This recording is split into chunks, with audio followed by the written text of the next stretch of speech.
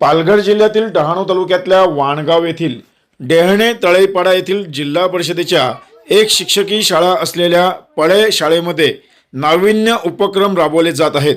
यामुळे या शाळेच्या शिक्षिका रंजना श्रीराम भिसे यांचे जिल्हाभरातच नव्हे तर राज्यभरात कौतुक केले जात आहे।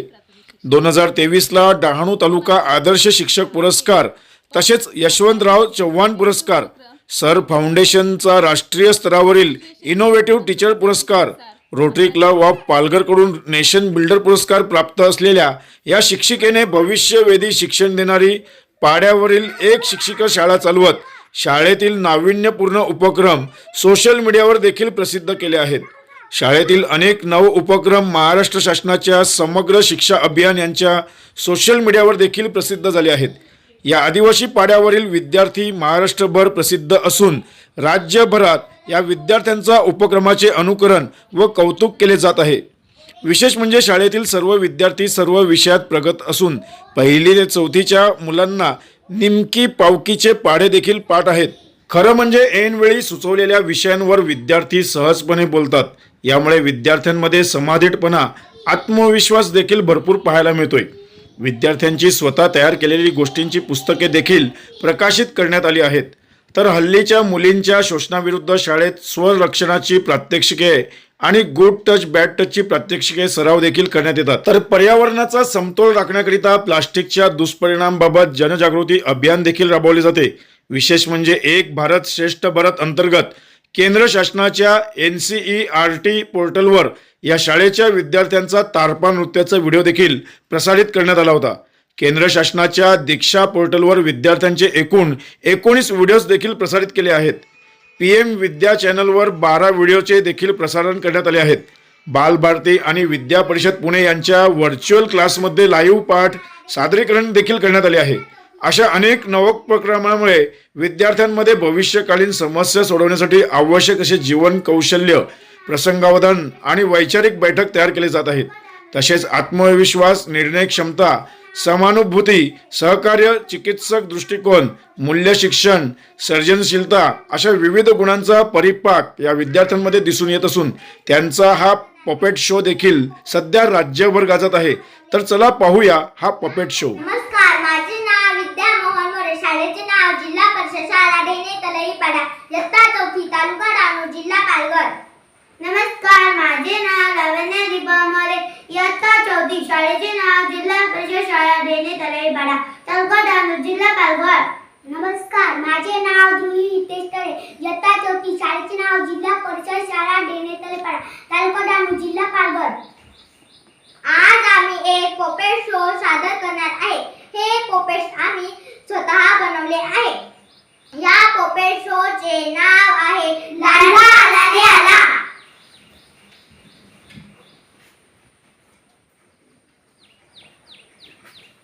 आज मला सकाळपासून खूप कंटाळा येत आहे। कोणीच बोलायला नाही मिळत, कोणीच खेळायला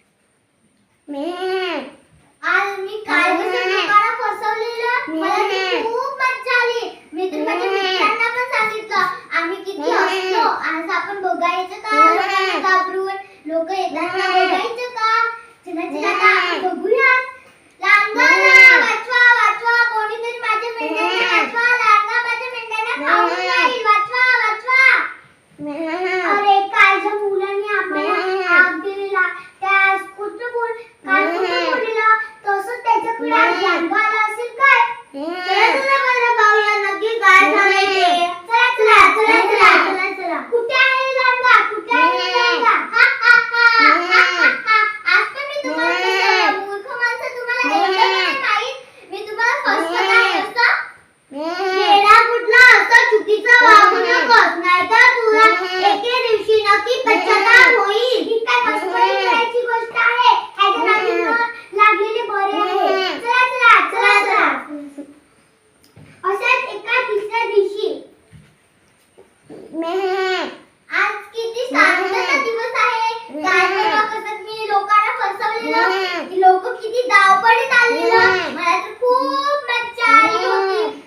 आज आपण थोडासा, मला तर झोप येत आहे. आज आपण थोडासा आराम करूया.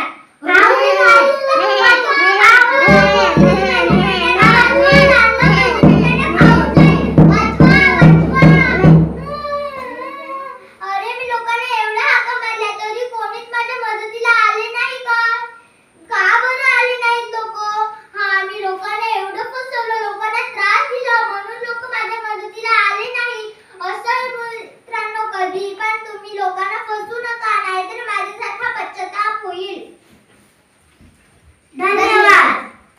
नमस्कार, मी सौ रंजना श्रीराम भिसे, जिल्हा परिषद शाळा डेहणे तळेपाडा, तालुका डहाणू, जिल्हा पालघर येथे कार्यरत आहे. माझी शाळा डेहणे तळेपाडा ही शाळा एक शिक्षकी शाळा आहे, पण तरीही दररोज काहीतरी नवीन उपक्रम घेऊन ही शाळा कार्य करत आहे आणि या शाळेतले विद्यार्थीही तितक्याच उत्सुकतेने आणि आनंददायी पद्धतीने शिकत आहेत. राष्ट्रीय शैक्षणिक धोरण 2020 यानुसारच प्रत्येक विद्यार्थ्याला कृतीयुक्त आणि आनंददायी शिक्षण हे मिळालं पाहिजे असं सांगितलेलं आहे आणि त्या अंतर्गतच आपण प्रत्येक शनिवारी आनंददायी शनिवार पण उपक्रम राबवत असतो. तर असाच एक उपक्रम आम्ही आमच्या शाळेत राबवलेला आहे, तो आहे पपेट शो. पपेट शो सादरीकरण करताना विद्यार्थ्यांनी जे काही पपेट्स बनवलेले आहेत ते स्वतः त्यांनी तयार केलेले आहेत, स्वतः त्यांनी रंग दिलेले आणि स्वतः बनवलेले आहेत. तसेच त्यांना मी कोणतेही रेडीमेड असे डायलॉग्स लिहून दिले नव्हते, तर फक्त यूट्यूबवरचा गोष्टीचा व्हिडिओ दाखवला होता आणि त्या मुलांनी त्या अनुषंगाने स्वतःच त्यांचे आपापले डायलॉग लिहून तयार केलेले आहेत आणि हा पपेट शो अतिशय उत्तमरित्या त्यांनी सादर केलेला आहे. धन्यवाद.